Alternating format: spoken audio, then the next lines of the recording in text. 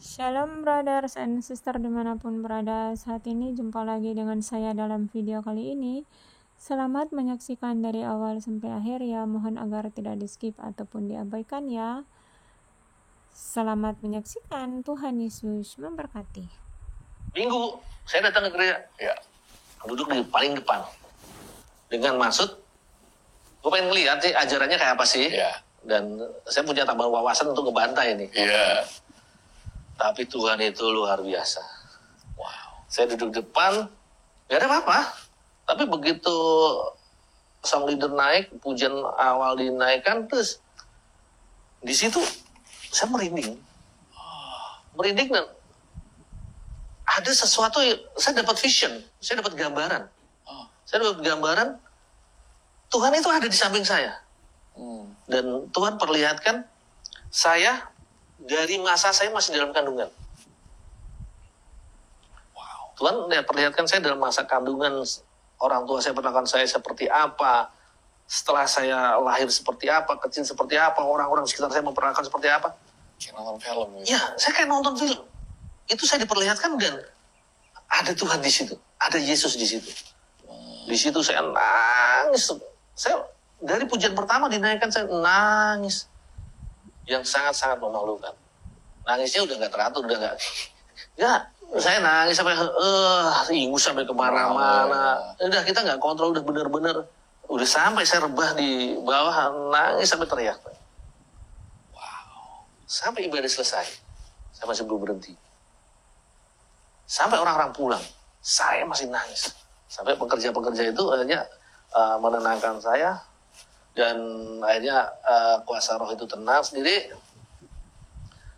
Mereka coba pindah saya dari situ. Mereka angkat, nggak kuat. Padahal 4 orang angkat saya, logikanya kan pasti bisa kan? Betul. Nggak ada yang kuat. Oke. Saya di situ, akhirnya saya duduk. Tuhan, Engkau luar biasa, Engkau baik. Aku mau Tuhan ikut Engkau. Aku mau Tuhan ikut Engkau. Saya cuma ngomong gitu aja sambil duduk saya.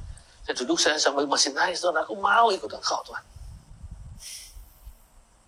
Itu mereka nggak ada yang melayani saya dan lain sebagainya.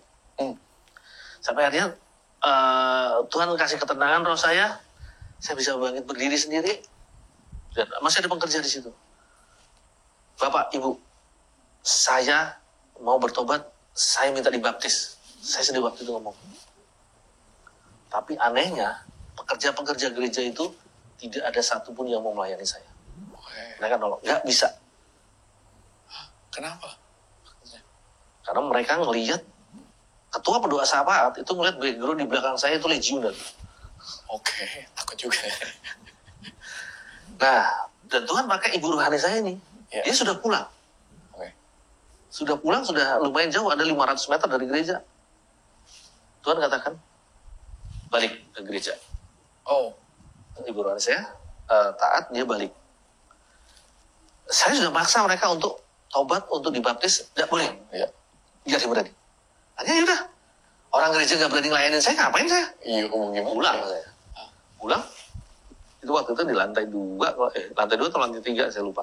Saya turun, begitu sudah di lantai 1, saya mau keluar, ibu rohani saya nggak mau. Ya. Wait, udah dibaptis? Belum, Bu, nggak ada yang mau ngelayanin.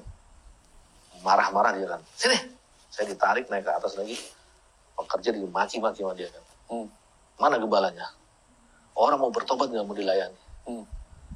Akhirnya saya dengan terpaksa mereka melayani saya. Takut juga. Ya, Akhirnya saya dibaptis di situ, walaupun asal-asalan. Ya. Tapi dari situlah ketika awal Tuhan menangkan saya. Wah. Akhirnya saya sadar di situ, kan pendoa syafaat, ketua pendoa syafaat itu melihat saya, dia langsung melompat, legioner. Saya cuma ngomong, Bisa ya. lihat juga ya. Dia bisa amarah rohnya terbuka. Ya Bu, saya tahu yang ikut saya ribuan. Saya mau dilepaskan. Karena di zaman dulu nggak ada kata yang angker bagi saya. Iya. Nggak ada kata yang hebat. Ada kata tempat, di sini angker, di sini wah penghuninya keren hebat. Saya datangin di situ, saya tidur di situ. Perguruan sini, wah ilmunya tinggi, saya datang ke situ. Isinya udah lebih banyak ya. Itulah. Dan itu setelah itu Tuhan bentuk saya, Tuhan bersihkan saya luar biasa. Karena saya minta dibersihin di situ, Iya. gak ada yang berani, gak ada yang mau. Oke. Mereka bilang gak segampang itu pelepasan, gak segampang itu pembersihan. Kamu belum siap. Baca firman dulu, baca Alkitab nih. Oh. 1 hari 1 pasal.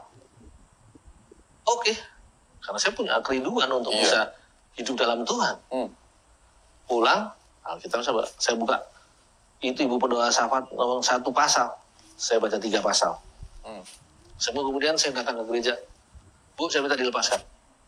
Nggak bisa. Kamu belum siap. Kamu belum layak. Tingkatkan baca 3 pasal. Dan mati saya ngomong, ya gue udah kemarin juga udah 3 pasal. Iya. Yaudah Bu, Bu minta 3 pasal, saya baca 5 pasal. Sampai kemudian saya datang, masih belum siap juga katanya. Dia tingkatin minta 5 pasal. Oke, minta 5 pasal, saya baca 10 pasal.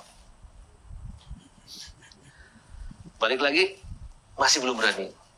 Nah, akhirnya Tuhan kasih saya tempat yang tepat untuk pembersihan saya.